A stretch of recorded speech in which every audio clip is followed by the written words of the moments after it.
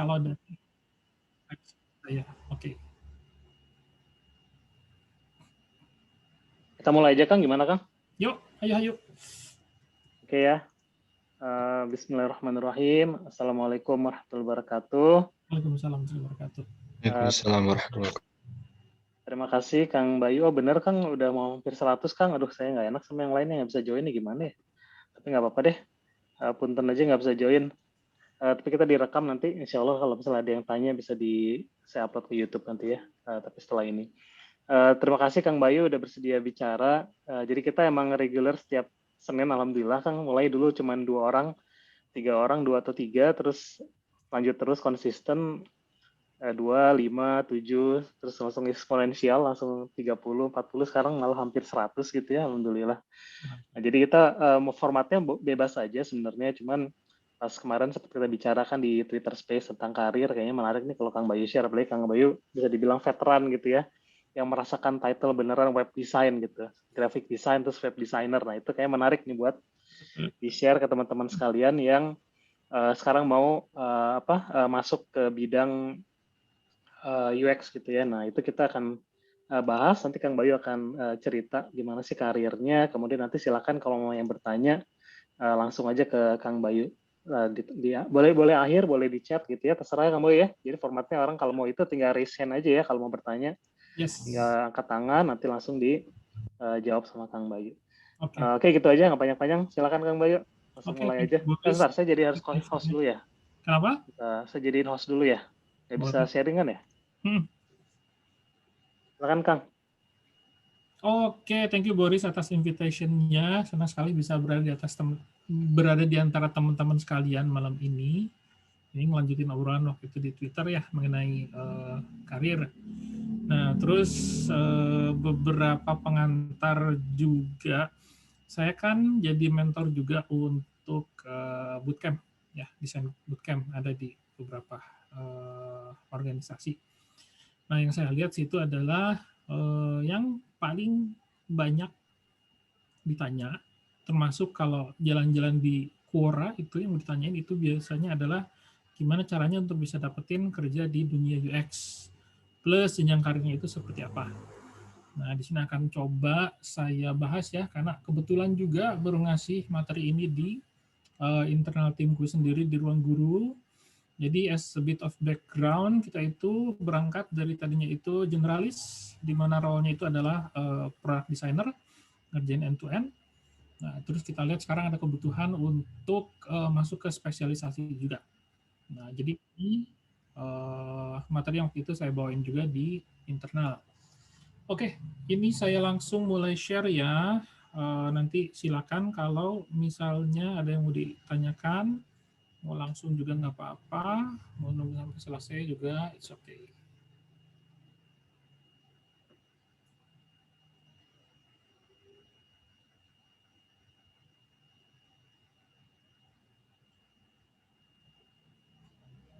Oke, masih loading.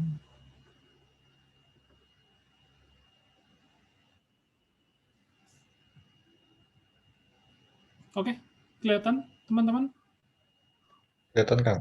Oke. Nah, UX Design Career Path. Oke. Kita langsung terjun dulu yang dimaksud dengan untuk si UX Design ini. Kalau sekarang itu sebenarnya yang lebih banyak dipakai itu digital product design. Sebenarnya mirip-mirip aja. Bedanya adalah dari sisi objek yang dirancangnya itu sendiri. Kalau UX design itu kan masih sangat luas ya.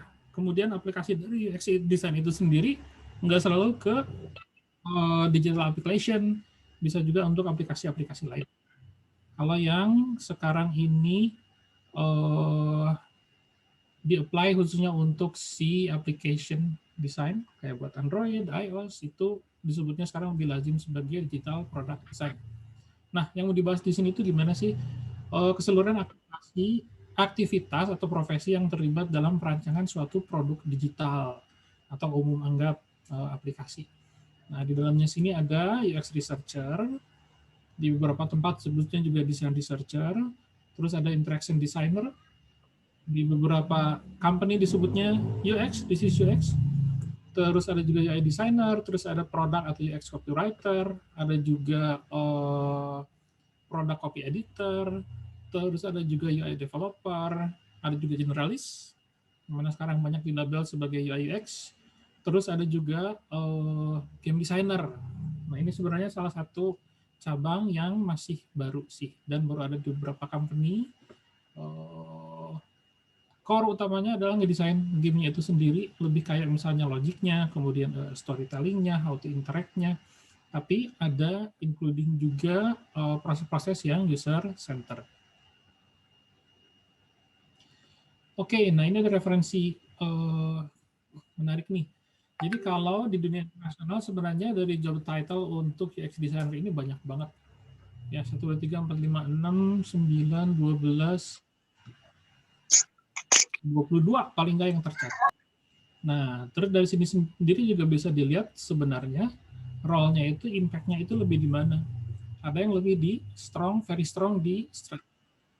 Ada yang strongnya di visual. Ada yang strongnya di fungsional. Ada juga yang ternyata merata ya, di masing-masing dari 3 core ini ada impact-nya juga. Nah, terus kalau yang paling banyak di Indonesia itu adalah ini, UX researcher, UX designer, visual designer, UI designer, UX UI engineer, UX UI designer, interaction designer, sama UX copywriter. Oke, nah satu hal yang menyamakan adalah di antara semua itu, kita semuanya adalah praktisi dari user-centered design. Apapun yang kita create, apapun yang kita bikin, itu semuanya mengacu kepada aktivitas user, terhadap pemahaman atas user, terhadap pain points dari user, aspirasi dari user. Ya, ini dibedakan dari zaman dulu, sebelum praktik UX design ini marak. Dulu banyaknya itu orang development company cenderung inside out. Inside out itu dalam artian pada saat dia creating satu produk baru, yang dipikirkan adalah gue bisa bikin apa lagi nih, feature apa yang bisa gue tambah, fungsi apa yang bisa gue bikin baru, regardless apakah usernya butuh atau enggak. Itu yang inside out. Nah, sekarang kita imbangin itu dengan aktivitas yang outside in. Understanding sebenarnya sih user kita ini sebenarnya pengennya apa sih, butuhnya apa sih, gitu. Kalau ngacu ke ungkapan salah satu profesor ekonomi terkenal, dia bilang bahwa user don't buy drill, they buy hole in the wall. Orang itu sebenarnya nggak beli bor, tapi dia itu beli lubang di dinding. Bor itu cuman satu tools yang dia sewa untuk mencapai si cita-citanya itu. Nah, bayangin kita sebagai desainer, kalau dari awal udah mikirin, oke, gue pengen bikin bor. Hasilnya bor. Padahal fasilitasi kita itu terhadap si kebutuhan orang itu berupa bor, bisa jadi yang lain. Bisa jadi misalnya bingkai yang bisa ditempel tanpa paku, atau even misalnya bingkai gambar holografik 3D gitu. Kalau ternyata goalnya orang beli bor itu untuk masang foto di dinding dengan goal supaya dia bisa terus terremind mengenai sesuatu. Nah, kalau kita berhasil masuk ke dasarnya itu, kita kan understanding bahwa sebenarnya ada satu core issue yang bisa kita address yang solusinya itu bisa lebih luas. Nah, dengan adanya user-centered design ini, kita balancing antara perspektif yang tadi inside out itu, dari si teknis bisa ngapain, dan perspektif outside in, yang sebenarnya user butuhin itu seperti apa. Nah, pada saat kita berhasil ketemu, itu produk sukses ada di situ. Oke, kalau ini ilustrasi aja dari 5 step-nya design thinking, nah macam-macam stepping-nya, dan ini juga sebagai catatan, terutama buat teman-teman yang baru mau masuk ke dunia ini bukan suatu hukum atau peraturan, karena bisa jadi role-nya sendiri saling loncat satu sama lain. Ini aku contohin dikit ya. Nah, contohnya sekarang nih, kalau untuk product design, itu ngerjain itu end-to-end. Mulai dari empathize, entah itu research, interview, terus comparative study, and so on. Sampai ke terakhir itu deliver desainnya itu sendiri. Ya. Sementara kalau secara konservatif, UX researcher masuknya itu di tahap awal, yang pada saat define, terus nanti biasanya diminta bantuan lagi untuk dalam tahap ideate dan prototype. Nah, terus kalau interaction designer biasanya terlibat dari awal untuk lebih understanding permasalahannya apa, terus kira-kira yang perlu kita address dari situ apa, dan how to tackle that, desain konsepnya seperti apa. Dari interaction designer baru kemudian masuk ke porsinya UI atau visual designer. Nah, sementara kalau UI developer itu adalah profesi masih yang terkait dengan visual designer, cuman biasanya dia itu sudah harus ada responsibility juga untuk translating si desainnya itu ke dalam bentuk produk jadinya. Biasanya ini berlaku untuk teman-teman yang ngerjain web app. Nah, terus last but not least, UX copywriter. Nah, tapi kembali, ini pun bukan suatu acuan yang baku dan semua company pasti sama.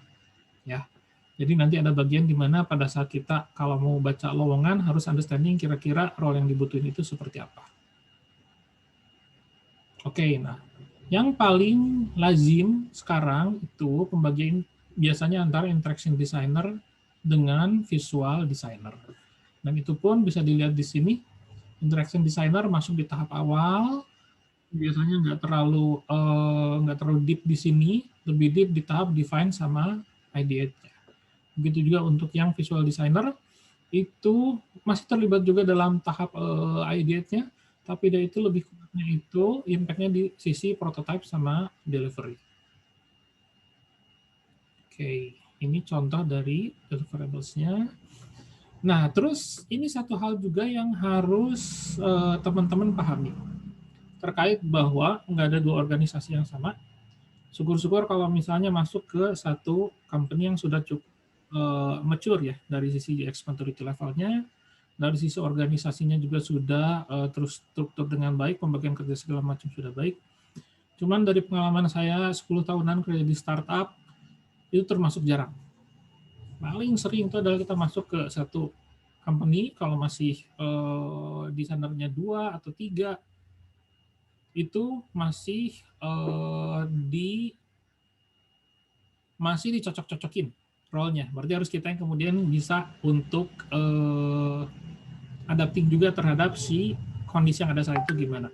Nah, yang sering terjadi di sini, kalau untuk di perusahaan startup yang anggotanya masih dikit ya, desainernya, itu biasanya ada sebagian kerjaan UX juga yang di-handle sama product owner. Entah itu product owner, entah itu associate product manager, atau product manager, tapi role-nya di product ownership itu sendiri. Kenapa? Karena banyak mereka yang secara otodidak atau bukan by nature ya, by instinct, mereka udah bisa understanding ya competitive analysis seperti apa, data analysis seperti apa, terus identifying user journey seperti apa, user stories, task flow, and so on. Nah, jadi untuk company-company yang seperti ini berarti salah satu challenge-nya adalah kemudian untuk bisa meyakinkan para stakeholder, interaction designer bisa bantu untuk ngasih impact di sini loh, gitu ya. Itu salah satu challenge-nya kalau untuk di company yang sudah punya product owner yang cukup. Oke, selebihnya sih ini akan lebih ke arah garis besar lah dari profesi-profesi ini seperti apa ya. Sebelumnya ada mau tanyain dulu teman-teman sampai sini?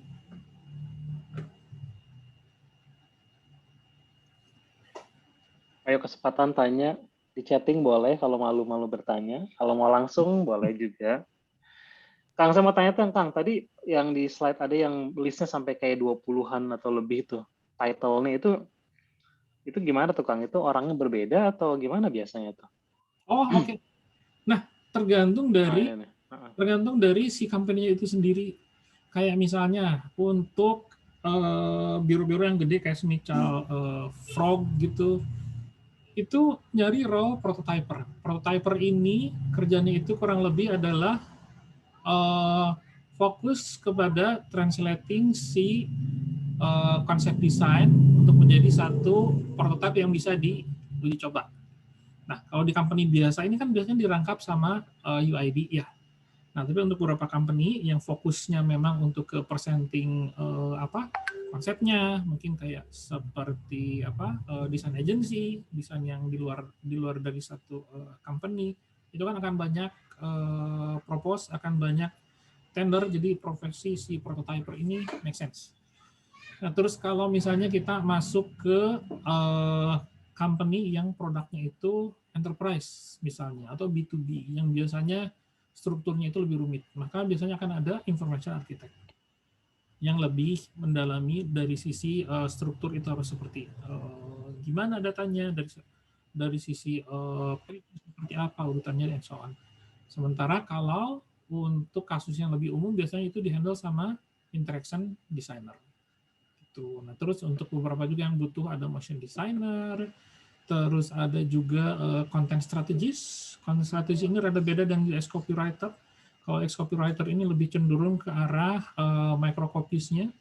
Kalau content strategist ini termasuk ke arah untuk monitoring end-to-end dari sisi conversation antara user dengan produknya. Sekaligus identifying dari sisi konten harusnya itu seperti apa. Gitu Kang Boris.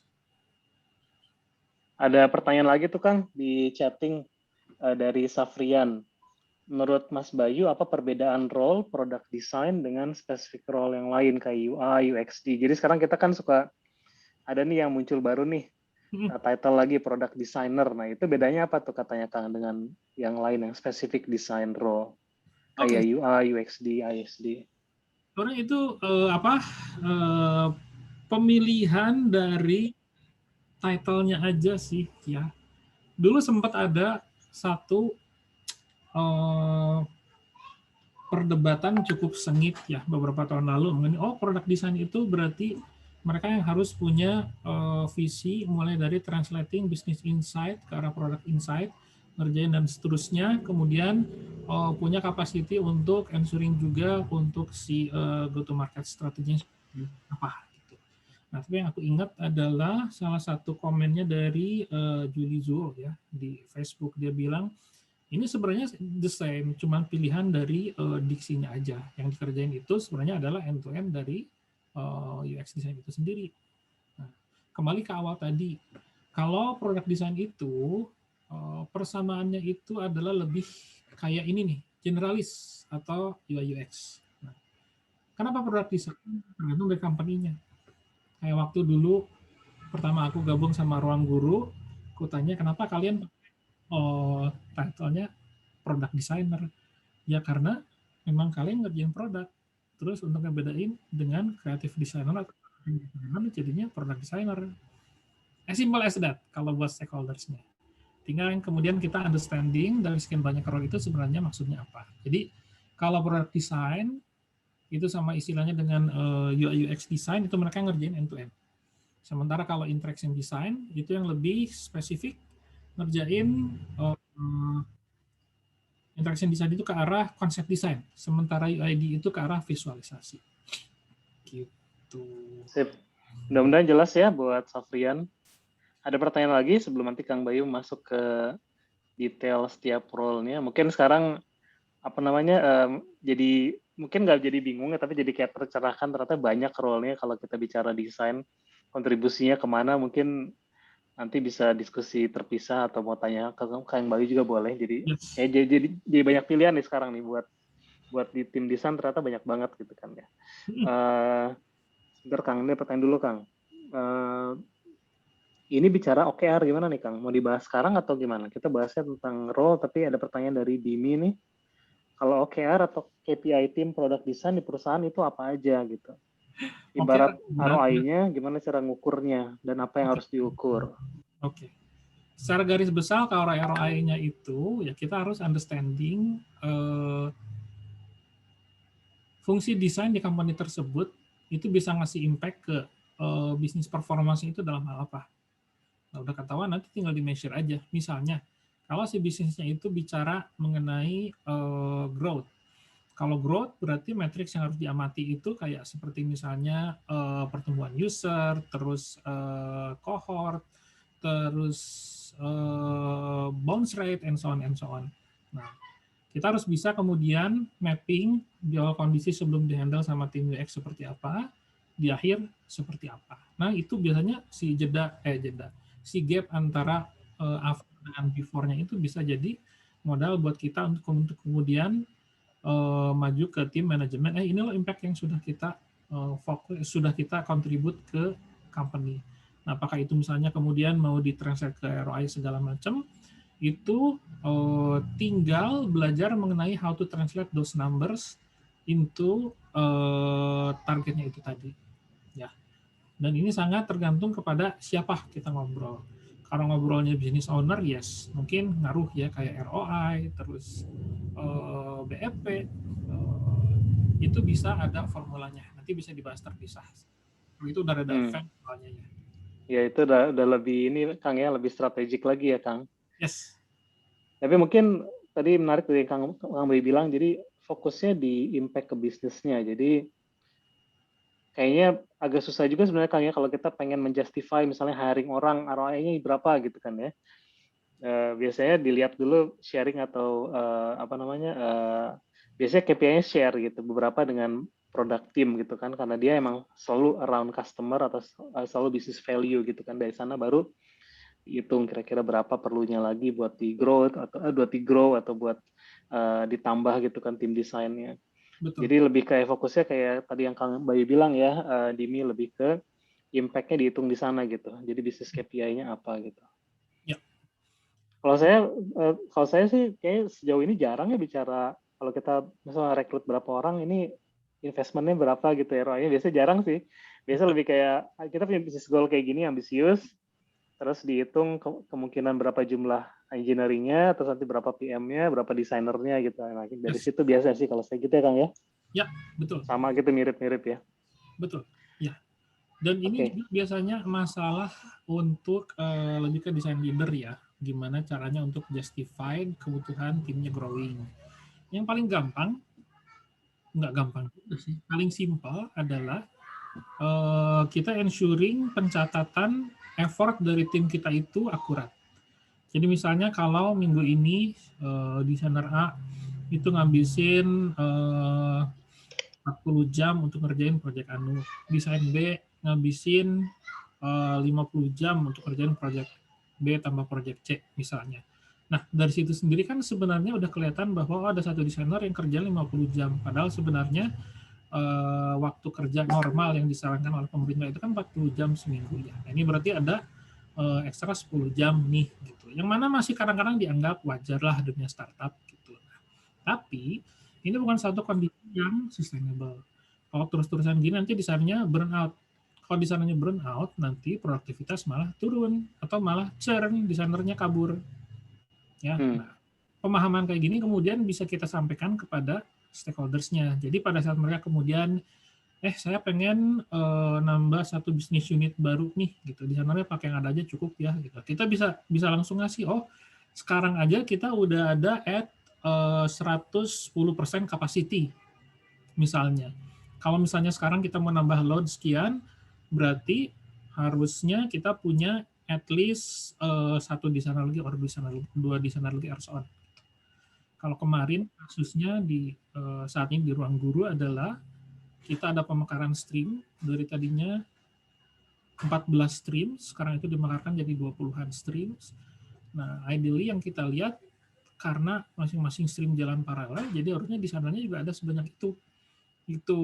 Nah, jadi begitu kita bisa kemudian menyampaikan si hitungan-hitungan tadi, saat ini kondisi tim udah terutilize berapa persen, itu lebih gampang untuk bisa ngasih justifikasi kenapa kita perlu X designer atau Y designer. Itu kalau di pengalamanku sih. Rada jarang yang minta BEP or so. Karena rata-rata juga ngelihat tim desainer bukan tim bisnis ya gitu. Gitu sih. Kalau di ini best practice-nya Kang Bayu ada ini nggak Kang, kayak semacam kayak misalnya berapa sih rasionya gitu, kayak jumlah engineering ke produk ke APM ke product designer atau UX, kalau di atau boleh share kan nih ruang guru gimana nih itunya tuh? Jadi kalau perhitungannya gimana? Ngambil gini, pertama konservatif dulu. Misalnya satu desainer untuk 2 streams nih. sama kemudian jalan, lihat wah mulai kewalahan, oke berarti udah harus mulai tambah. Nah aku sendiri hasil nyoba kemarin itu dan ngikutin dari rasio-rasio yang dipakai di company-company internasional juga yang sudah berhasil, itu aku rasionya itu 1 PM 1 designer, terus kalau untuk engineer-nya itu kalau nggak salah 1:7, 1:7 apa 1:5 gitu. Nah, jadi risikonya manakala nambah 1 designer, engineer nambah 7. Jadi sorry Kang, tadi 1 PM 1 designer gitu tadi. Iya, aku ngambilnya gitu. Terus 7 ya engineering, oke. Yes. Itu Cuman, udah kayak best practice kali Kang ya, optimalnya gitu ya, segitu ya. yes. Paling sekarang yang lagi aku eksperimen juga untuk nambahin IXD-nya untuk masuk di level konsep. Karena ada project-project yang memang butuh bantuan untuk bisa digging lebih dalam dari si konsep desainnya ini. Ini aku inject juga untuk IXD. Saat ini rasionya 1:2. Jadi untuk tiap satu UID ada setengah IXD. Jadi satu IXD bisa di-share fungsinya sama 2. Nah, terus juga untuk UX writer. UX writer juga tadinya ya udah coba dulu 1 orang untuk 3 stream, 1 orang untuk 4 stream, tapi ternyata kewalahan. Kita nemu yang ideal itu 1:2. Jadi sekarang untuk 1 stream itu ada 1 PM, terus ada 1 IXD, setengah IXD, terus ada 1 UID, terus ada setengah UX writer. setengah writer gimana? Setengah writer. Dibagi 2 kayaknya Kang ya. Jadi begitu ketemu si rasionya ini gampang nanti untuk untuk di scale up-nya gitu. Jadi kuncinya tuh kita coba dulu konservatif gitu ya, kalau udah kelihatan harus berarti dari Kang Bayunya atau dari manajernya harus jeli juga ya, jangan sampai orang burn out ya, terus nanti dia malah churn gitu ya. Betul. Pokoknya kalau di tim sudah mulai banyak yang sakit, sudah mulai banyak yang malas ke kantor dulu zaman-zaman belum WFH gitu, itu udah tanda-tanda nih orang burn out nih berarti. Harus dari kemudian bisa lebih pandai-pandai dalam ngatur load-nya, karena kerjaan mah nggak akan pernah habis ya, Boris. Nah, benar. Tinggal kita harus kemudian bisa nge-push teman-teman dari PM juga untuk bisa lebih prioritizing gitu. Jangan sampai karena ngerasa ada di sana ya udah semua proyek aja kerjain gitu. Padahal di sisi impact banyak yang sebenarnya nggak terlalu impactful juga. Nah, untuk di company yang udah lebih bagus kolaborasinya, itu kita duduk bareng antara designer dengan PM, dengan engineering, dengan analis, dengan dengan data analis gitu, untuk understanding, oke, ini rancangan project BCDG, impact-nya gini, oke, berarti yang bakalan low hanging fruit, kita ngerjain yang B nih, terus yang impactful ngerjain yang C, fokus kedua itu dulu, yang lain di skip dulu. Nah, jadi walhasil dari sisi produk juga lebih fokus, dari sisi desainer juga bisa lebih ngasilin satu karya yang impactful. Gitu. Okay. Betul, jadi itu penting ya Kang ya buat bisa memprioritaskan, karena features bisa aja ada 100.000 gitu ya. Tapi mana yang paling besar impact-nya, nah itu nanti pengaruh ke prioritization, terus ke resourcing gitu. Lanjut nih Kang ya, soalnya pertanyaan banyak nih, ketika kita nanti tiba-tiba udah sejam aja. Dari Endah, Mas Bayu kalau service design gimana? Nah itu ada nggak Kang pengalamannya, atau di ruang guru service design Kang? Oh, service design. Kalau service design yang saya pahami itu lebih ke arah kita nge-develop satu sistem untuk ensuring satu bisnis bisa berjalan. Jadi lebih kayak internalnya. Misalnya sekarang nih, ruang guru bikin produk untuk K-12, untuk pembelajaran anak-anak, atau katakanlah English Academy untuk belajar bahasa Inggris. Nah, terus di-identify untuk bisa beroperasi mengeluarkan si produk yang sesuai harapan kita ini butuh aktivitasnya apa aja. Misalnya jualan, kemudian bikin produknya, kemudian marketingnya, kemudian support, kemudian payment-nya and so on. Nah, udah ketemu si blueprint-nya ini, nah, kemudian kita translate. Untuk activities A berarti kita butuh kegiatan apa-apa. Kegiatan apa-apa itu berarti yang harus nge-handle-nya siapa. Nah, jadi ketemu si aktornya ini siapa-siapa aja sih yang bisa untuk support bisnis end-to-end itu. Nah, dari sini kemudian dipetain lah si service blueprint-nya itu. Berarti service berjalan dari A ke B ke D yang terlibat siapa dengan flow-nya dari mana ke mana. Kurang lebih kayak gitu sih kalau service design. Jadi end-to-end experience ya Kang, bukan cuma masalah produknya ya. Yes. Dibilang ada marketing, sales, segala macam. Ya. Ini mungkin kalau pertanyaan mungkin bisa lebih spesifik nanti ya, kayak dari Endah, kayak misalnya gimana apanya mungkin bisa ditanya nanti lebih detailnya. Nah ini juga salah satu kemampuan desainer yang harus dilatih ya, kemampuan bertanyanya harus dilatih gitu ya. Jadi kita bisa going very broad gitu, bisa luas banget, tapi kita bisa juga spesifik kayak gimana misalnya service design diimplementasikan di ruang guru misalnya, atau gimana kita membangun tim service design. Jadi mungkin bisa lebih spesifik nanti. Oke, Kang Bayu masih banyak kan slide-nya Kang? Atau kita mau go through pertanyaan dulu? Go through singkat aja dulu kali ya, cepet-cepet ya. Oke, dari ini ya slide-nya gitu. Oke, boleh. Oke, untuk IXD nih, IXD itu adalah creation of dialogue between a person and a product. Ya, jadi intinya adalah bikin dialog. Dialognya itu baik fisikal maupun emosional, manifested in the interplay between ada form, ada function, ada teknologi. Jadi yang dimaksud dialog di sini bukan semata-mata ngobrol berbalas gitu ya, tapi dialog antara manusia dengan sistem ini. Jadi lebih condong ke arah penjelasan yang HCI, human computer interaction, dialog between a person and a product, system or service. Nah, terus goalnya adalah translating insight into interaction design. How the product works. Ya, sementara UID, how the product looks, how the product appear, how the product react. Nah, contohnya beberapa deliverable-nya adalah user flow diagram dan mockup. Contohnya di sini adalah untuk flow, kita identifying stepping-nya itu seperti apa, terlibatnya dari masing-masing step seperti apa, ada proses pengambilan keputusan, and so on. Ini task flow. Oke, terus kalau misalnya nggak ada task flow, kita juga bisa pakai storyboard. Ini tergantung audiensnya siapa. Kalau task flow itu lebih ke arah engineer, usernya. Tapi kalau untuk storyboard-nya lebih ke arah kayak business owner, kemudian stakeholders, mereka yang nggak terlalu technically capable, technically aware. Keuntungannya gimana? Dengan mode storyboard, kita lebih bisa menyampaikan informasi ini kita berikan dalam bentuk narasi. Dan translating yang bisa converting orang itu bukan data tapi story. Jadi peran dari storyboards ini adalah untuk membuat suatu media yang bisa membuat si audiensnya lebih memahami sebenarnya kita di produk ini mau bikin apa sih. Misalnya si Budi datang ke suatu daerah yang masih asing, dia bermaksud mencari kos. Terus panel kedua, dia kemudian melihat ada satu spanduk yang mempromosikan produk Anu.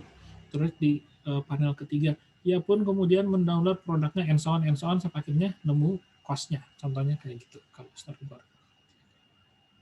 Terus hand-drawn wireframes, ini yang banyak dipakai desainer pada saat mereka udah punya satu gambaran yang cukup jelas dari si flow-nya tadi kayak gimana, terus di masing-masing stop-nya itu akan ada komponen apa aja. Dari situ masuk ke lo-fi wireframes, ini biasanya udah masuk ke digital. Terus sampai made-fi wireframe. Nah, biasanya IXD berhenti sampai sini. Kenapa? Karena memang fokusnya itu lebih kepada untuk menjelaskan how the product will work. Gimana si produknya ini akan bekerja, interaksinya seperti apa. Belum masuk seperti misalnya, fontnya harus gini, untuk si paddingnya segini, untuk si cornernya harus ada radius sekian, belum nyampe situ. Karena masih menawarkan mengenai konsep. Oke. Dan produknya salah satunya juga wireflow, itu gambarin dari wireframe satu ke yang lain, koneksinya itu seperti apa. Oke, terus untuk UID, ini proses designer used to build interfaces, create interface which user find easy to use and desirable. Jadi lebih kepada untuk ensuring bahwa si konsep yang tadi sudah di-create itu bisa muncul dengan akurat dan user gampang untuk ngerti. Kenapa perlu didesain? Karena seperti misalnya kita lihat tadi balik sini. Nah, ini kan masih benar-benar masih benar-benar rough layout ya gitu. Nah, sementara nanti pada saat misalnya untuk si creating si UI-nya sendiri, user akan lebih ngerasa suka kalau misalnya pada saat dia ngeklik untuk si layar ketiga ini nanti slidingnya kayak gimana, scrollnya kayak gimana, terus pada saat nunjukin si produknya mau di deliver itu animasi untuk nunjukin route.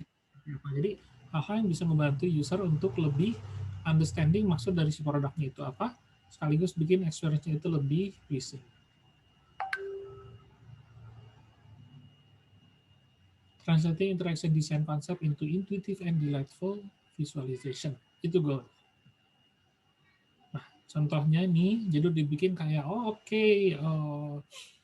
warnanya harus kayak gini, terus ada lengkungnya seperti apa, aku kasih konsep halamannya mau setinggi apa sih untuk si navbar di atas, search-nya apakah akan full, apakah cuman kecil aja, pakai back button, apakah back button sekaligus pakai nama halaman, and so on. Pertimbangannya banyak. Di antaranya adalah brand guideline-nya itu sendiri dari si produk, brandingnya seperti gimana, kemudian target user-nya itu siapa, apakah tech savvy or not, makin nggak tech savvy berarti masih makin harus dibikin simple. Nah, contoh kayak gini misalnya nih untuk layar kedua dari kanan atas ya gitu. Dia cuma ngasih icon kotak-kotak, terus ada kaca pembesar, terus sama ikon rumah. Buat orang yang untuk tech savvy ngerti ini apa. Tapi buat yang mereka yang non tech savvy ini bakalan challenging. Nah, jadi tugasnya si UI designer juga untuk lebih understanding dan bisa creating balance between si informativeness-nya itu dengan si estetiknya itu. Ya. Berat tugasnya UI design itu. Nah, ini contoh deliverables-nya Hi-Fi Mockup. Pada saat klik sini, apa yang terjadi? Pada saat klik sini, apa yang terjadi? Oke, terus juga desain spek. Itu tadi yang dibicarakan bahwa di sini berarti jaraknya dari sisi terluar ke bingkai itu 3 pixel. Terus font yang dipakai itu adalah fontnya apa, body text-nya gedenya berapa pixel atau berapa pixel buat sekarang atau berapa poin gitu ya, tergantung ya. Terus kalau di sini misalnya spacing and so on and so on. Ini contohnya untuk desain spek. Nah, ini juga salah satu alasan kenapa desainer sekarang itu lebih banyak suka pakai Zeppelin atau pakai sketch sama Zeppelin ya, atau pakai pakai Figma Kang di ruang guru. Ya, Figma. Jadi kelebihannya itu adalah dia bisa langsung di akhir itu ngeliatin dengan akurat dari sisi speknya ini seperti apa gitu. Sementara zaman dulu kalau belum pakai yang berbasis seperti sekarang ini masih harus manual, itu seringkali terjadi ada miscommunication antara desain dengan engineering ya. Jadi dengan kita bisa deliver desain spek juga hasil desainnya bisa lebih akurat. Contoh lain micro interaction. Gimana pada saat kita ngeklik reaksinya itu seperti apa. Ini kan asik kelihatannya gitu ya. Interaktif. Itu dibandingin dengan misalnya cuman kotak-kotak aja kayak tadi di awal. Oke, terus juga yang nggak kalah penting adalah desain QA review. Jadi satu hal yang lazim akan kalian temui nanti di dunia kerja juga adalah bahwa hasil desain itu jarang yang 100% akurat. Kenapa? Karena biasanya ada masalah technicalities pada saat development itu sendiri nanti. Ada yang tiba-tiba misalnya feature nggak bisa di-apply, warna nggak akurat, atau fontnya tiba-tiba melenceng, atau misalnya teks ternyata nggak sesuai untuk si microcopies-nya nggak sesuai dengan apa yang kita rancang di awal gitu. Nah, itu gunanya desain QA. Jadi di sini kita ngelakuin satu checkpoint untuk kemudian ngelihat dari apa yang sudah teman-teman developer bikin ini itu udah seberapa akurat ya. Masalah nanti apakah mau di-address langsung or not, apakah misalnya nggak ada capacity, nggak ada waktu, mau dibikin jadi technical debt untuk next iteration, so be it. Tapi yang penting harus kita lakuin dulu untuk kemudian bisa paham juga sekali pertanggungjawaban. Jadi pada saat nanti stakeholders nanya, kok desainnya gini, kok tulisannya gitu, kita bisa dengan lebih comfortable bilang, dari sisi desain sebenarnya kita udah rancang gini, cuman kemarin ada masalah pada saat mungkin beberapa hal yang harus di DPO sehingga hasilnya seperti itu. Gitu. Jadi bisa lebih objektif nanti pada saat kita report di stakeholders. Oke, sebelum masuk ke karir path, ada yang mau ditanyain dulu terkait tadi? Atau mau langsung aja dulu? Itu ada pertanyaan dari, ini mungkin nyambung sama karir path sih Kang, dari Benedictus. Oke. Kalau udah dapat role junior product designer, itu baiknya kuatin di IXD atau visual?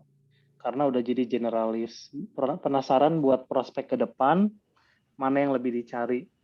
Kayaknya di Indonesia yang butuh visual wow banget juga belum banyak. Karena takutnya begitu bikinnya wow langsung dibilang, jadi gue mesti wow gitu ya. Tapi akankah ke sana gitu? Itu nyambung ke sesi kemarin kali ya, Boris ya. Iya. Identifying role yang bakalan interest kita kemana gitu ya Kang ya? Iya, kedepannya itu apa? Nah itu kembali ke interest kita sih. Kalau bisa aku bilang dua-duanya masih in demand dengan ada sedikit lebih berat ke arah UI design. Kenapa? Karena in the end desain itu kan visual ya, gitu. Jadi banyak company juga yang masih mengutamakan, oke, pokoknya kelihatan bagus. Walaupun mungkin dari sisi interaksinya masih belum terlalu oke gimana, menurut mereka itu less priority lah dibandingin look yang asal-asalan. Nah, itu juga yang bikin kemudian UID biasanya lebih dicari dibandingin IXT. Gitu. Tapi kembali gitu, kalau memang ingin masuk ke spesialisasi, pada saat kita kemudian ngambil satu spesialisasi IXD misalnya gitu, walaupun jarang dicari tapi relatif lebih jarang dicari, tapi memang passion kita di situ gitu, kita biasanya bisa creating impact yang lebih bagus dan akan dibutuhin sama company-company yang memang bisa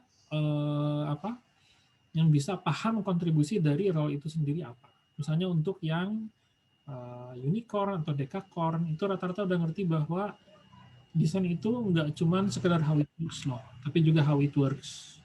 Nggak cuma sekedar fontnya cakep, ikonnya keren, tapi apakah user bisa dengan mudah melaksanakan tugas yang mereka ingin kerjakan di situ, itu sebenarnya jauh lebih matters untuk company-company atau startup yang sudah di level mid ke mature. Gitu.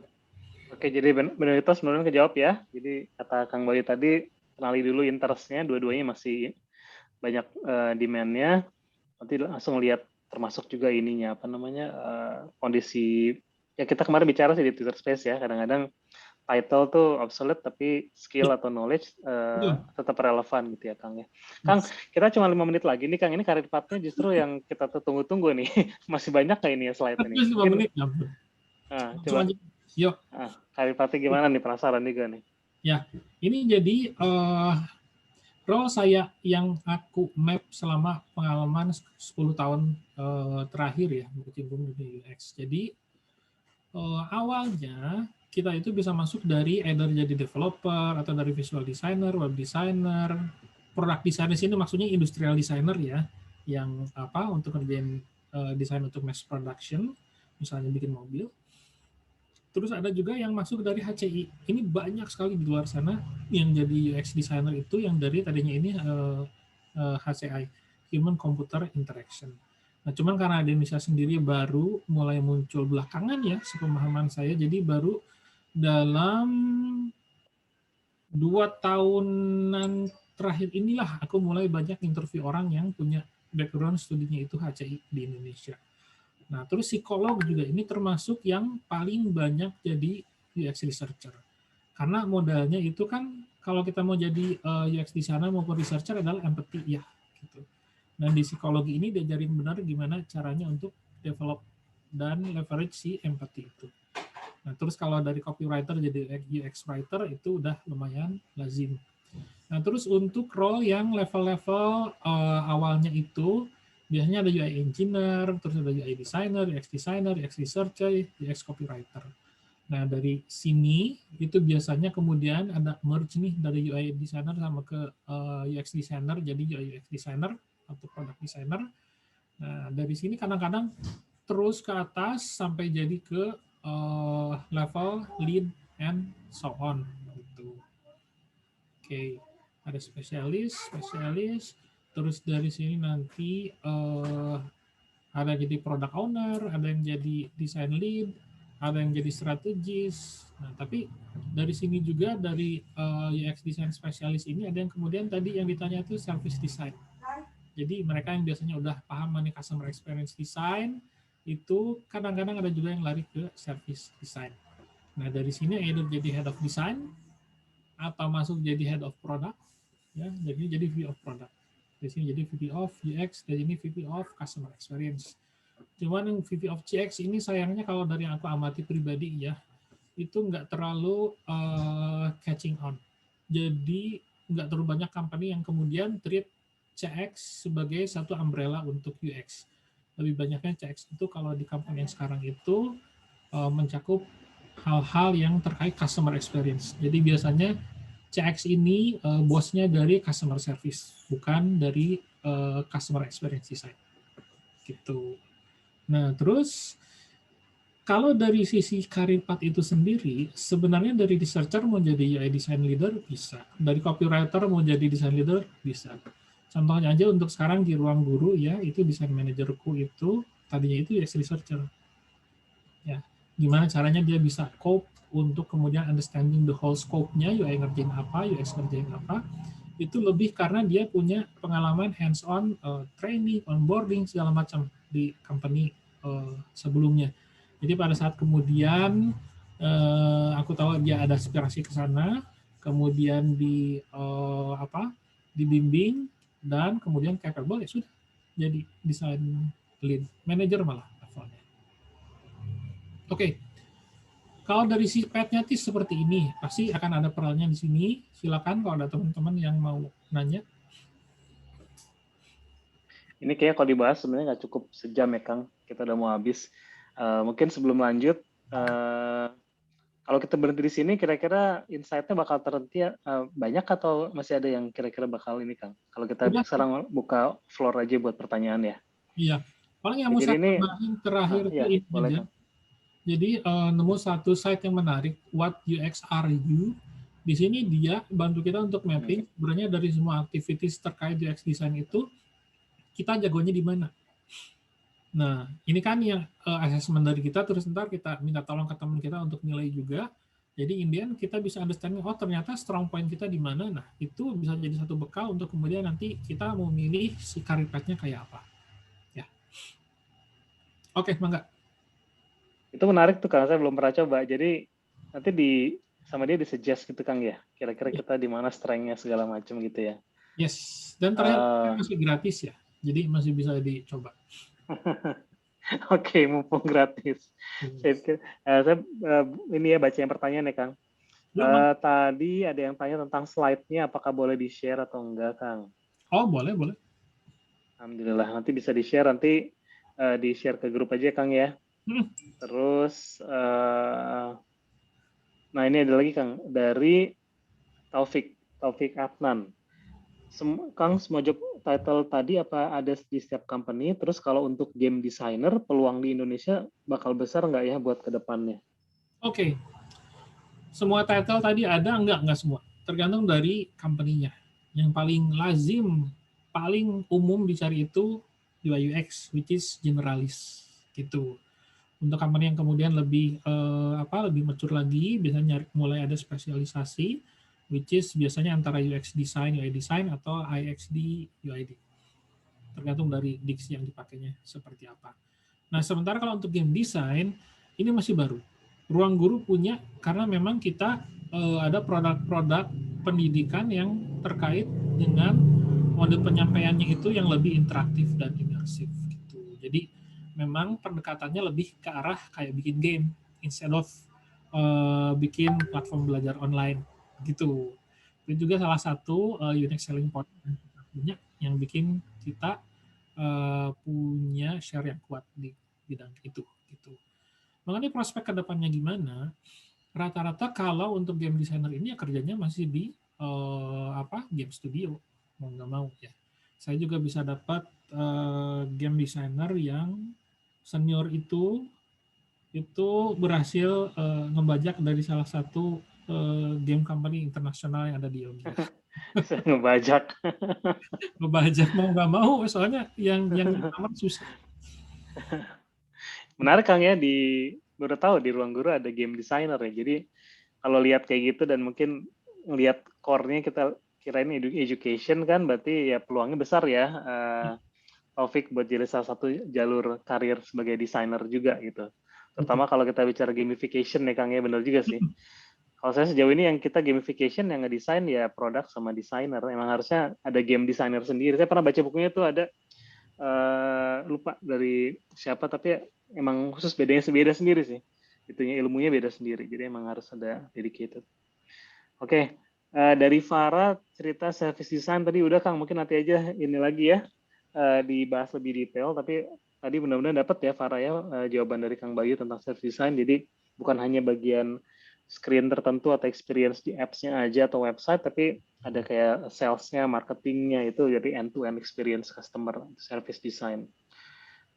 Terus mungkin share sedikit atau saya di salah satu ini juga di salah satu Dekakon yang bikin food-nya itu sama. Jadi sama yang kayak Kang Bayu bilang ya, jadi bukan cuma ngelihat screen-nya tapi juga ngelihat dari awal makanan dipesan sampai makanan diambil sama drivernya di restoran, bentuk kayak package-nya, tasnya, nah itu termasuk. Jadi semuanya benar end to end. Seru itu. Ya. Oke, dari Apolos. Saya bacain dulu aja biasanya. Saya juga kadang-kadang kalau jadi peserta terus nggak di pertanyaan saya nggak ditanya tuh kayak suka rada gondok gitu Kang. Jadi kita cobain semuanya kita ini Kang ya. Dari Apolos. Thank you for sharing Kang. Kalau misalnya desain sistem yang bertanggung jawab siapa Kang? Desain sistem yang bertanggung jawab itu mostly UI designer-nya. Gitu. Kalau misalnya ada lead-nya ya lead-nya ikut bantu untuk kemudian koordinir ya. Stepping-nya kayak misalnya kayak di Ruang Guru nih, kita kan produknya itu ada belasan ya. Gimana caranya bisa bikin desain sistem dari itu semua? Kita pertama inventarisir dulu anak-anak UID-nya. Desain itu udah kayak gini, terus lihat common components-nya nih, kalau bikin form kayak gimana. Oh ternyata di app kita yang satu ini, project ini masih rada beda. Ya udah kedepannya kita samain gitu. Nah jadi kalau di aku sih step by step ya. Begitu kita understand ada satu komponen yang bisa dibikin bisa dibikin common nih, bisa di-apply ke semua. Ya udah, berarti next iteration-nya langsung di apply dikit-dikit gitu dan berdasarkan dari desain yang sudah ada.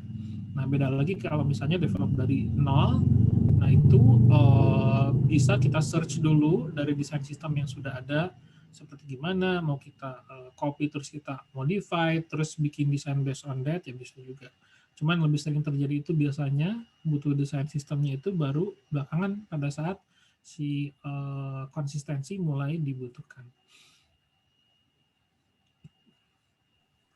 Oke Kang, lanjut. Tadi ada Michael mau tanya langsung. Tadi udah raise hand terus lower hand. Sekarang mau langsung tanya pakai mic, boleh. Silakan Michael. Tadi Michael siapa ya? Bukan Michael Bublé ya, Michael Sans ini. Halo, terima kasih buat waktunya ya. Namanya aja udah nama desainer ya. Bukan belakangnya bukan Syarif kan ya? Sans tuh Santoso. Syarif. San Syarif kayaknya. Silakan Michael. Oke, gini, ini manggilnya Pak apa? Bebas ya? Ini ke Kang Bayu, panggilnya itu Kang. Abah. Oke, Kang Bayu, orang Bandung ini. Oke, Kang Bayu. Jadi gini Kang, desainer, UI designer kan sekarang banyak banget ya. Kalau saya lihat nih, mungkin supply-nya tuh lebih banyak dari demand sih kalau yang saya lihat. Nah, dari situ sebenarnya apa sih yang saking banyaknya supply itu apa sih yang dilihat dari perusahaan kayak Ruang Guru gitu? Kalau misalkan, ini orang ini cocok nih buat kerja di punya kita, orang ini kurang cocok kerja di kita. Nah, apa sih sebenarnya parameter Oke. dari cocok sama ketidakcocokan itu? Soalnya kan ya mostly sekarang untuk tools ya teman-teman udah pada bisa. Terus untuk teknik-teknik dasar juga desain sistem, color, terus typography juga pastinya mereka udah bisa dong. Oke. Sebenarnya parameternya sih. Makasih. Parameternya paling utama adalah pada saat dikasih kerjaan bisa ngasih kerja hasil yang memuaskan. As simple as that. Nah, cuman yang bikin triknya gini. Kadang-kadang antara apa skill yang dimiliki para tenaga kerja ini nggak match dengan apa yang dibutuhin di dunia kerja. Misalnya ngambil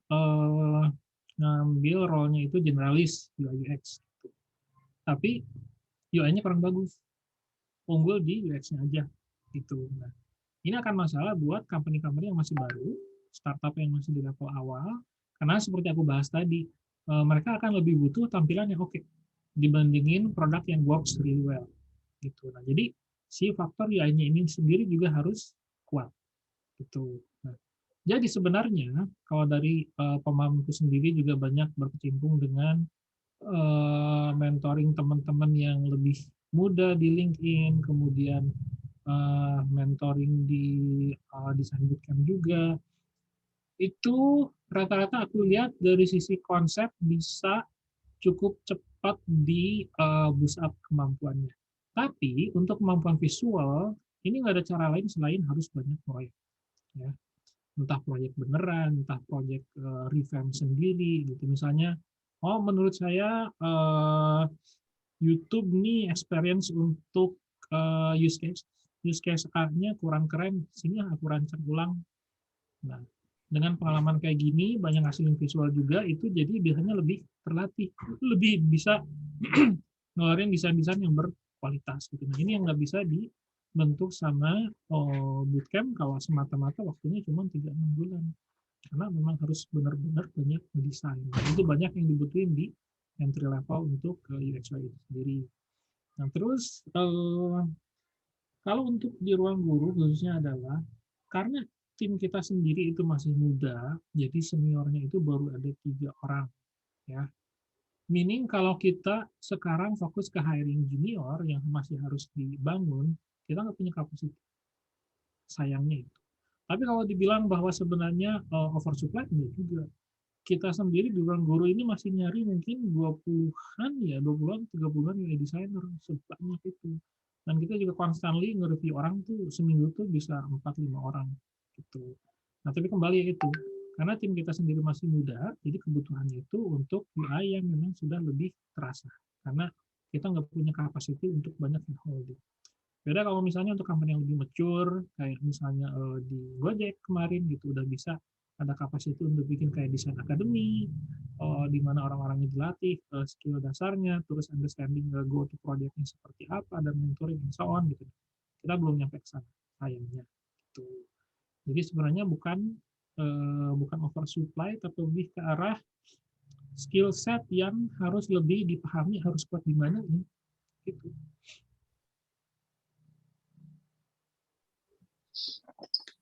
Oke. Gimana? Udah cukup ya?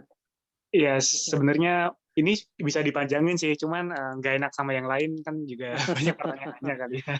Nanti mungkin spesifik topiknya tentang hiring kali ya. Iya. Gimana apa aja. Tapi tadi yang dibilang Kang Bayu spot on ya tentang ya resultnya gitu ya. Jadi itu yang dicari utamanya. Udah kadang-kadang juga sama sih. Jadi kayak kadang-kadang juga culture juga plays a big role juga ya Kang ya.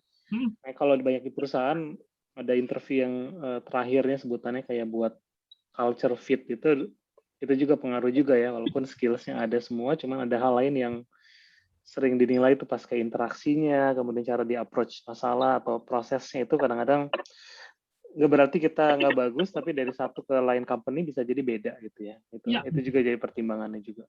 Betul. Kang, ini banyak pertanyaan tentang desain sistem, tapi kayaknya kita lagi bahas career path. Jadi sorry ya yang buat desain sistem di skip dulu. Nanti kita insya Allah undang yang kalau Kang Bayu lagi atau pengen assign seorang yang emang nanganin desain sistem boleh. Karena pertanyaannya kayak technical nih, ada tentang desain token segala macam kayak itu technical gitu ya. Nanti mungkin kita bisa bahas lebih detail ya Hilmi ya. Sorry ya dilewat dulu. Kalau proses ini mungkin kita lebih ke kayak role-nya aja dari Mikhail. Kang, kalau QA design dalam praktisnya itu dipisah, ada tim QA atau tugas desainer, atau lebih baik gimana? Kalau sekarang sih sejauh yang saya tahu tim QA design itu masih nyatu, which is UI designer-nya itu sendiri. Karena dia yang ngeluarin spek di awalnya, dia juga yang lebih tepat untuk kemudian bisa ngecek nanti untuk si desainnya udah akurat or not yang dikerjain sama teman-teman engineers itu. Apakah udah ada company yang kemudian sudah punya specialized QA desain QA? Tahu saya belum ada.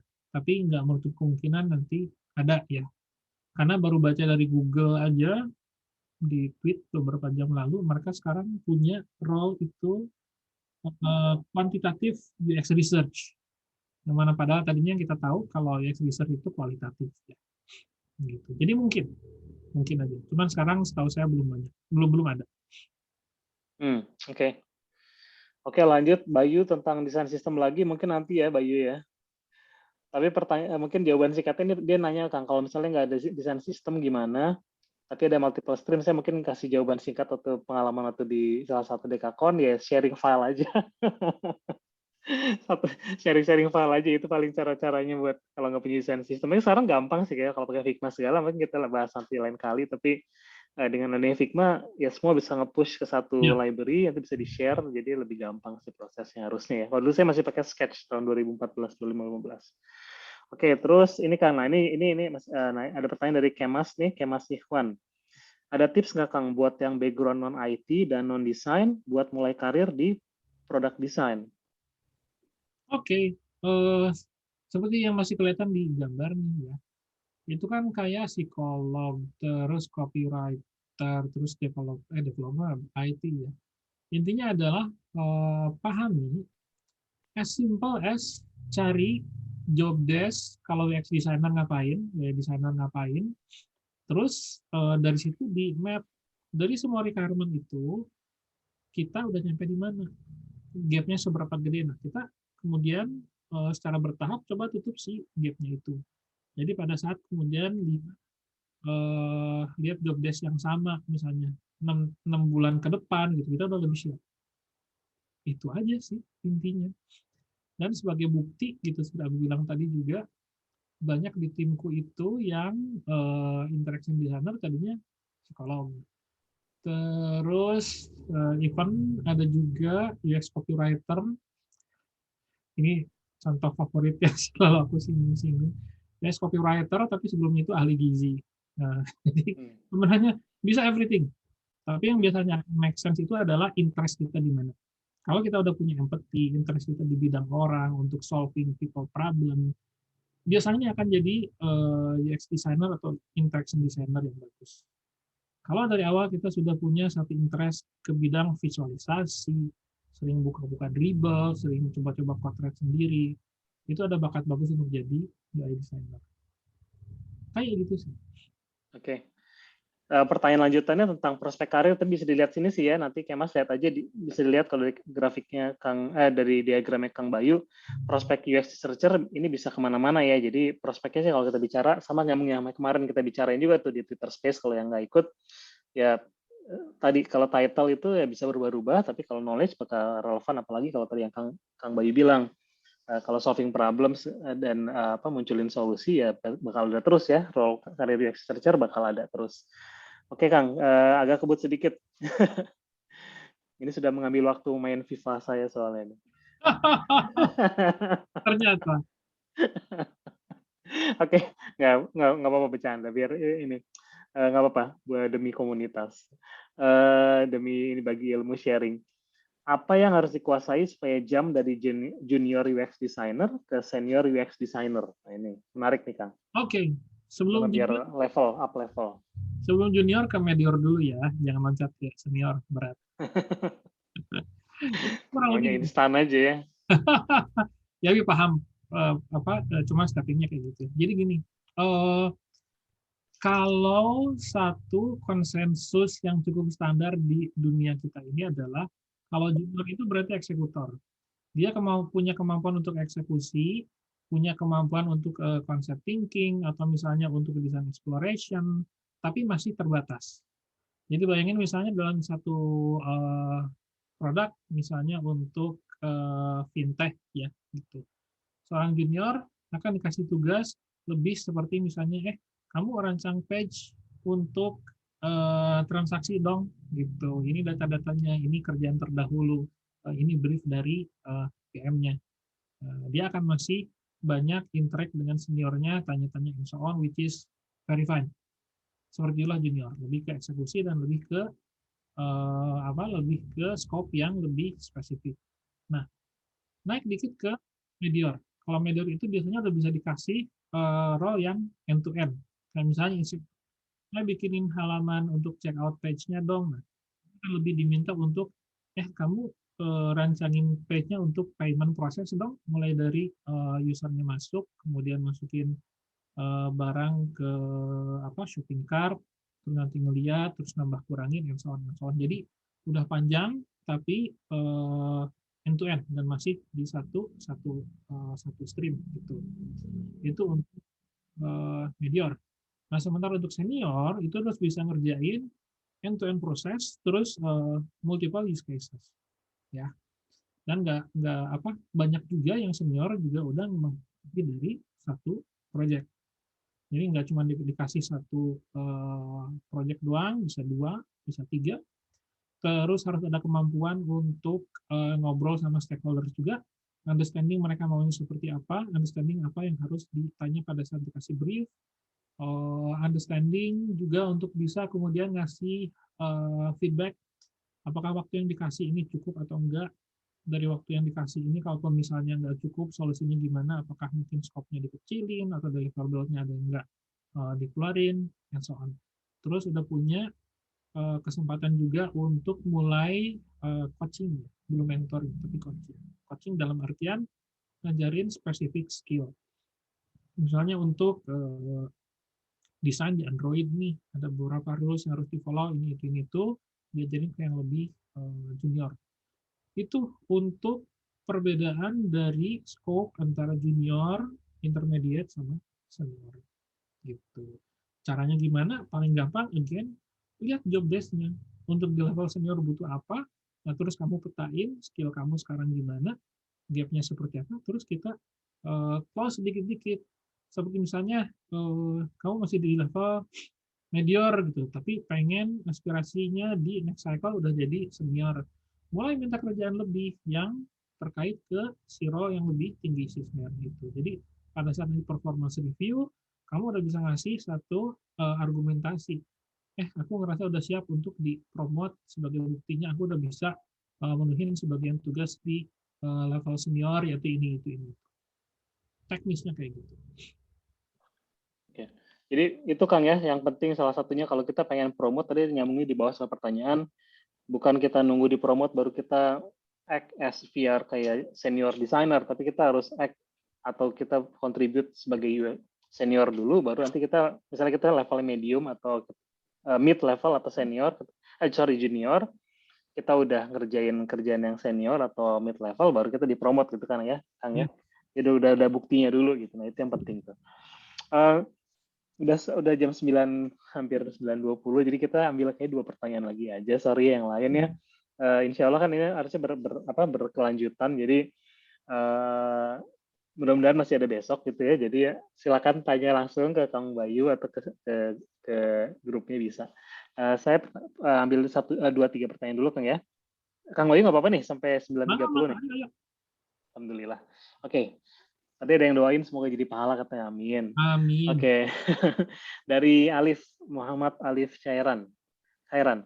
Karir path untuk IC track gimana ya Kang? Yang nggak harus managerial track. Oke. IC versus managerial. Iya, ini pertanyaan dari sesi sebelumnya juga menarik. Jadi buat teman-teman yang masih baru juga, IC itu maksudnya individual contributor. Nah, jadi di dunia kita ini itu biasanya nanti akan sampai pada satu saat di mana seorang desainer harus memutuskan dia itu mau jadi IC atau mau jadi people manager, mau jadi individual contributor atau people manager, karena role-nya beda. Kalau people manager itu berarti ngurusin, kalau aku ngibaratinnya itu kayak dirijen. Dari tadinya kamu main cello gitu atau main biola, terus kamu move jadi dirijen. Dirijen yang ensuring bahwa masing-masing orang playing their part, jadi tercipta satu harmoni yang indah gitu dari si teamwork-nya itu. Itu yang people manager. Nah, sementara IC itu bayangin seorang violinis yang super jago, jauh lebih jago dibandingin yang lainnya. Gitu. Karena memang dia fokus di crafting-nya itu sendiri. Itu kalau di desainnya gitu. Nah, terus kalau dari sisi progression sama aja, semuanya harus dari junior dulu, terus ke medior, intermediate, terus ke senior. Nah, dari senior ini biasanya baru ada percabangan apakah menjadi people manager ataukah jadi spesialis. Atau kadang-kadang disebutnya juga si spesialis sih kalau yang aku tahu ya role-nya gitu. Tapi title di company lain bisa beda-beda. Nah, gitu. Nah, cuman masalahnya kalau yang aku pahami sekarang ya dari yang aku amatin, si jenjang dari IC ini mungkin cuma 2 atau 3 step ke atas lagi. Gitu. Jadi bahwa dari seorang IC untuk kemudian bisa jadi VP itu aku masih belum nemu kasusnya ada yang bisa kayak gitu. Karena untuk bisa move ke level yang lebih tinggi di level manajemen itu kan memang berarti harus punya kemampuan untuk team organization, kemampuan untuk people leadership and so on yang nggak ada di si IC ini gitu. Nah, tapi kalau ngambil contoh yang ekstrimnya kayak di luar negeri di Google itu banyak IC-IC yang udah 30-40 tahun ngerjain role yang sama dan mereka emang sukanya di situ gitu dan mereka ada aja kerjaannya. Nah, cuman kalau untuk dalam negeri pasar terutama untuk startup karena bisa dilihat sendiri ya startup tertua kita sekarang sampai mana itu yang paling banter aja sekarang baru Dekakorn gitu, meaning bahwa untuk sampai seseorang yang pengalaman crafting 15-20 tahun untuk tetap bisa eksis dan dihargai sesuai dengan skill set-nya itu buatku kalau melihatnya masih jarang. Menurut Kang Boris gimana?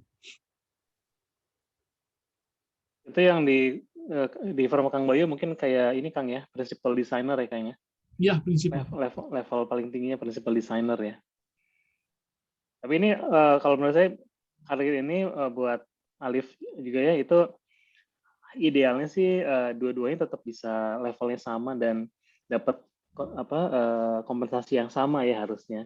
Cuman sayangnya emang di banyak perusahaan ya cara buat naik ya harus jadi manajer gitu. Padahal nggak semuanya orang juga cocok jadi manajer gitu ya.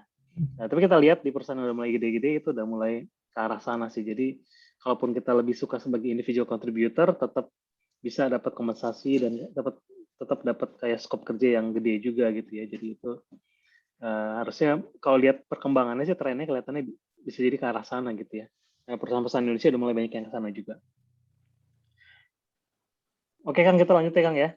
Satu lagi aja ya. Aduh, saya harus milih-milih nih gimana ya. Sebentar. Kayaknya ada 2 lagi sih. Sebentar. Dari Taqiyuddin. Karir path yang ditampilkan, bedanya product designer yang di bawah UX designer dengan product designer di bawah head of product. Bedanya apa nih Kang katanya? Oke.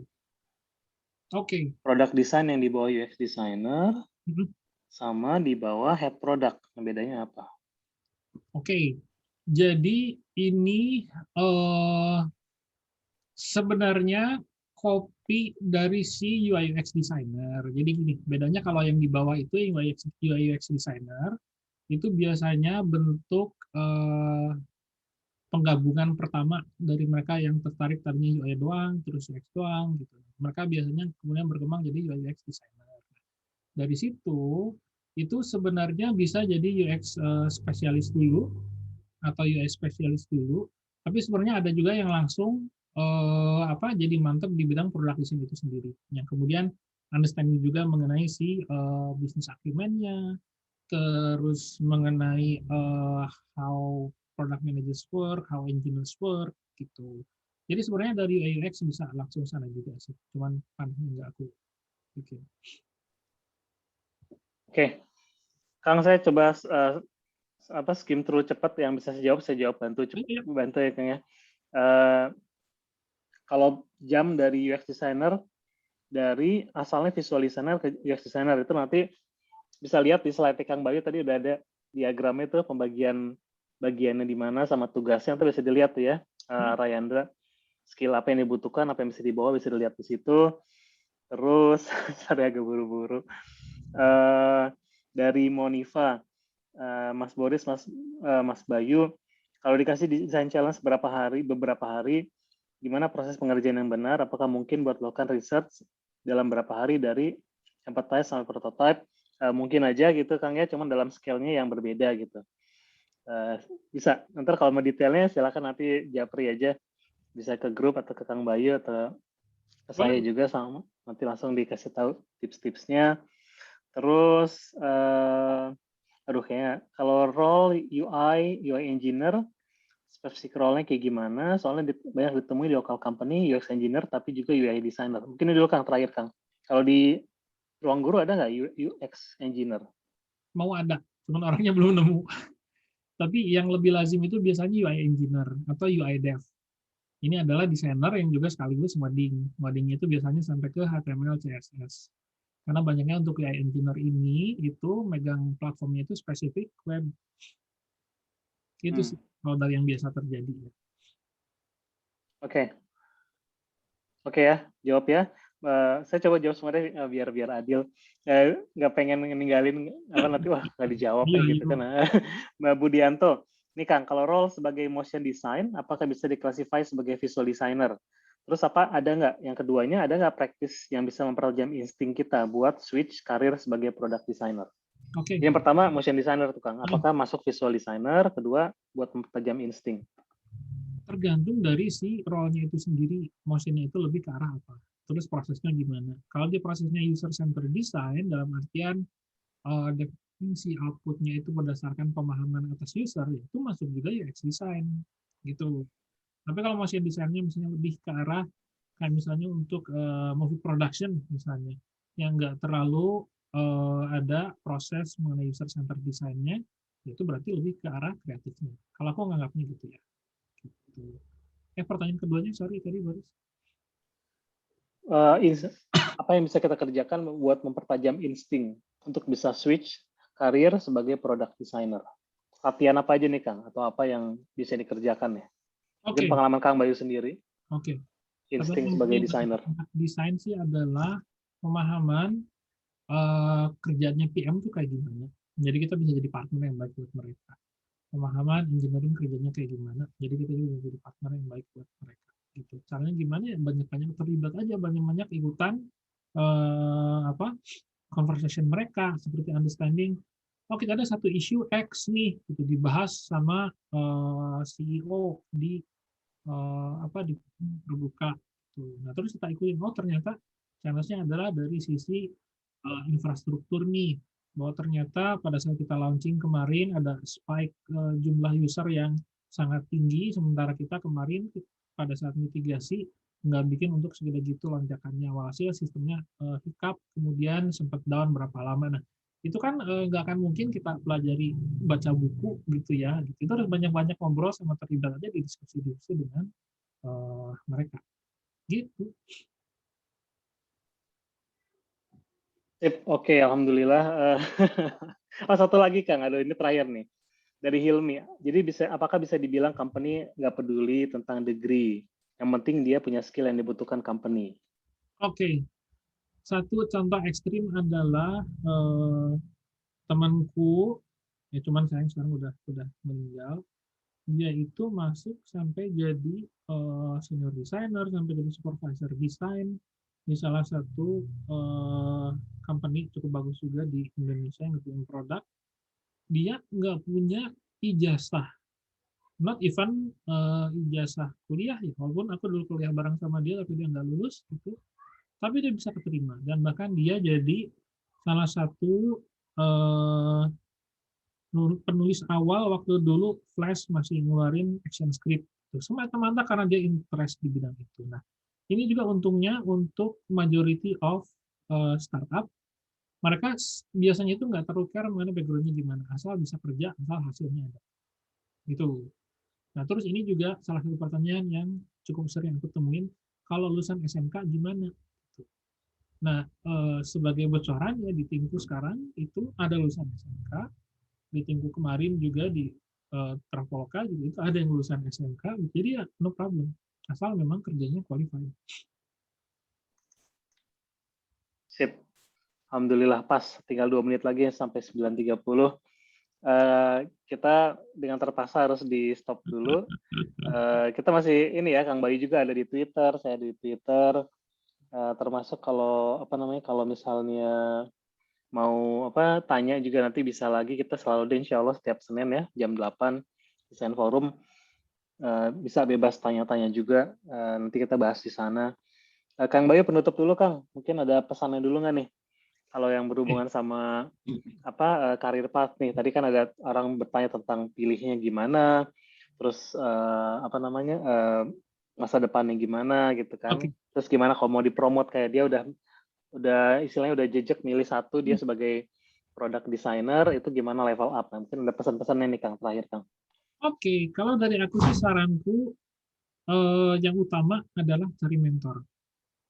Ya, dalam artian sekarang saya ada di Twitter, Boris ada di Twitter, desainer-desainer lain juga ada di Twitter.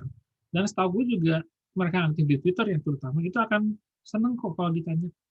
Jadi kalau misalnya kita bisa bantu untuk mempercepat proses belajar teman-teman nih, terutama yang masih junior, just let us know. Kira-kira bisa bantuin gimana gitu. Ini satu advantage yang terjadi sekarang yang nggak terdapat di 5-10 tahun lalu. Jadi manfaatin. Nggak usah ngerasa bahwa jangan sampai ngerasa bahwa desainer sukses itu desainer yang nggak punya masalah. Justru desainer yang sukses itu desainer yang bisa identifying bahwa dia punya masalah, kemudian kalau dia butuh bantuan, cari tahu siapa yang bisa bantu. Akan dilihat pada saat untuk praktik si UX design itu sendiri, ini udah ada satu shift of paradigm dari desain yang tadinya itu dianggap sebagai para unicorn ya gitu, atau para tukang sihir gitu, kasih input ini gitu-gitu, tiba-tiba bang jadi desain keren gitu. Sekarang nggak lagi. Sekarang justru kita harus banyak ngobrol dengan sejawat kita nanti. Dari sisi frontliners, customer service, customer support, sales, marketing, tanya ada masalah apa sih saat ketemu user, masalah apa yang kira-kira terkait dengan produk.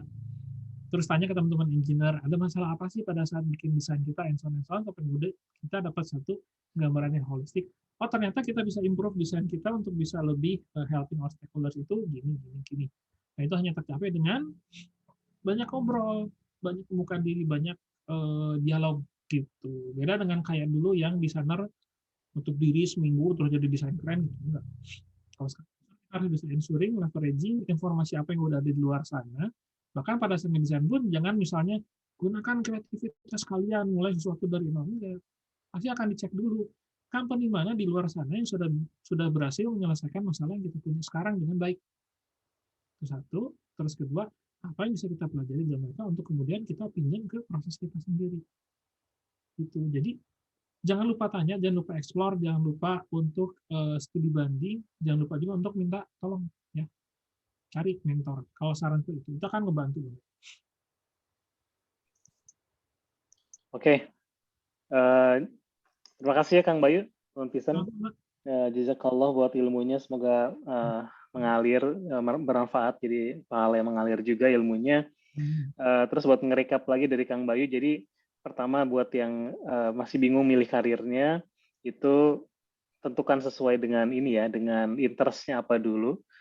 Terus disesuai sambil tanya-tanya, tadi yang nyambung sama yang Kang Bayu bilang tentang cari mentor, ngobrol sama orang, itu buat kita tahu juga kayak perkembangan, kira-kira bidang apa yang lagi kayak dibutuhkan juga gitu ya, kira-kira market itu seperti apa. Nah itu kita perlu buat ngebuka diri, dan pasti belajar terus tadi yang Kang Bayu bilang ya, belajar terus supaya kita ya kalau orang yang udah ngerasa pinter nggak perlu belajar, malah mungkin yang paling nggak tahu biasa gitu Kang ya. Jadi selalu tanya terus ke orang, belajar, networking. Terus pesan terakhir saya selalu ya, jadi tujuannya adalah kita selalu buat bermanfaat buat orang lain, itu nggak bakal Betul. pernah salah gitu insya Allah ya Kang ya. Jadi Ya. yang manusia yang terbaik itu yang paling banyak manfaatnya buat orang lain. Ya. Mudah-mudahan semuanya bisa selalu sehat terus, ilmu yang dari Kang Bayu bisa dipakai buat berkarya lebih baik, kemudian bisa juga memberi manfaat yang banyak. Kita insya Allah ketemu lagi di sosial media ya, terus Desain Forum nanti ada hari Senin depan lagi. Terima kasih banyak semuanya, Kang Bayu, nuhun pisan.